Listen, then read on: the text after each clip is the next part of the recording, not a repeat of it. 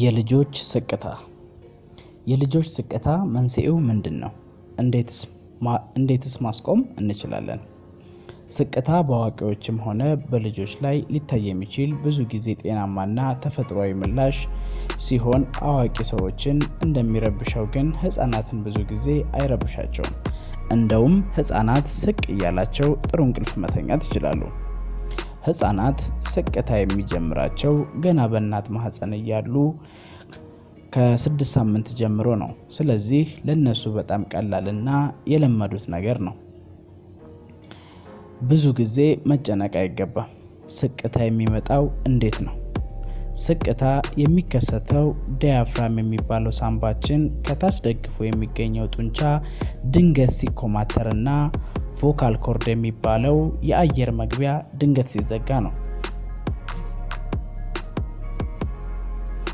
የልጆች ስቅታ መንስኤው ምንድነው? ቶሎና ብዙ ምግብ መመገብ፣ ቶሎ ብዙ ጡት ወይም ጡጦ መጥባት። ይህም ብዙ አየር ወደ ጨጓራ እንዲገባና ዲያፍራም የሚባለው ሳምባችን ከታች ደግፎ የሚገኘው ጡንቻ ድንገት እንዲኮማተር ያደርጋል። ሌላኛው ህፃናትን የሚያስደስታቸው ወይም ለየት ያለ ነገር ሲያገኙ ወይም ኤግዛይትመንት የምንለው ይሄኛው ለስቅታ መፈጠር ምክንያት ሊሆን ይችላል። ህፃናት ሙቀት፣ በተለይ ሆድ አካባቢ ያለ ሙቀት በድንገት መቀነስና የመሳሰሉት ናቸው። ለልጆች የስቅታ መፍትሄው ምንድነው ብለን በምናይበት ጊዜ ጡት ወይም ጡጦ ከጠባ በኋላ በደንብ ማስገሳት። የአሜሪካ የህፃናት ህክምና ማህበር አንድ ህፃን ከ60 ሚሊ ሊትር በላይ ከጠባ በደንብ ማስገሳትና ልጁን ከ20 እስከ 30 ደቂቃ ቀን አድርጎ ማስቀመጥ ወይም መያዝን ይመከራል።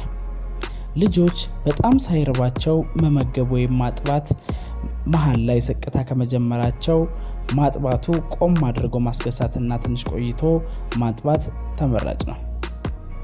እንግዲህ በምታጠቢበት ጊዜ ሳይርባቸው ቶሎ ወይም የረሃብ ስሜት ከመከሰቱ በፊት ማጥባት መልካም ነው። ስቅታ እንዳይፈጠር ያደርጋል። ሌላኛው እንግዲህ ስቅታን በሚፈጠርበት ጊዜ ደግሞ ቀን አድርጎ ጀርባቸውን ትንሽ አሸት እያደረጉ ወይም መታ እያደረጉ በማስገሳት አየሩ እንዲወጣ ይሆናል። ከዛ በኋላ ደግሞ ጥሩ ሙድ ላይ ይሆናሉ ማለት ነው። የእንጀራ እናት መስጠት። ይሄ መፍትሄ እድሜያቸው ከ1 ወር በታች ላሉ ህፃናትና በአጠቃላይ እንደኛ ላሉ ሀገራት ላይ ከንጽህና ጋር ተያይዞ ብዙም አይመከርም። ሆኖም ልጅን ለማረጋጋት ተብሎ እንደ አማራጭ ይቀርባል።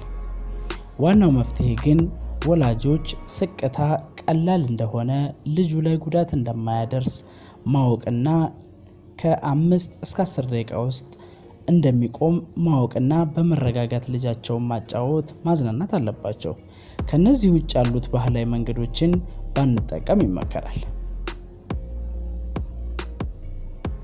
ስቅታ መቼ ነው መታከም ያለበት?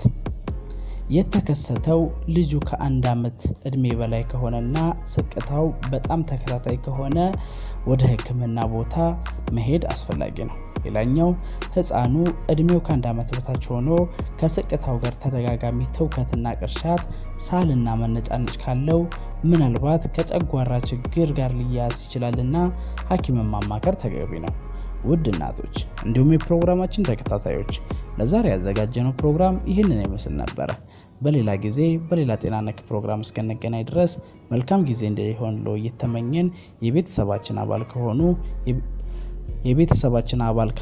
የቤተሰባችን አባል እንዲሆኑ በአክብሮት እንጋብዛለን። ሰብስክራይብ የምትለውንና የደወል ምልክቱን በመጫን የቤተሰባችን አባል እንዲሆኑ በአክብሮት እንጋብዛለን።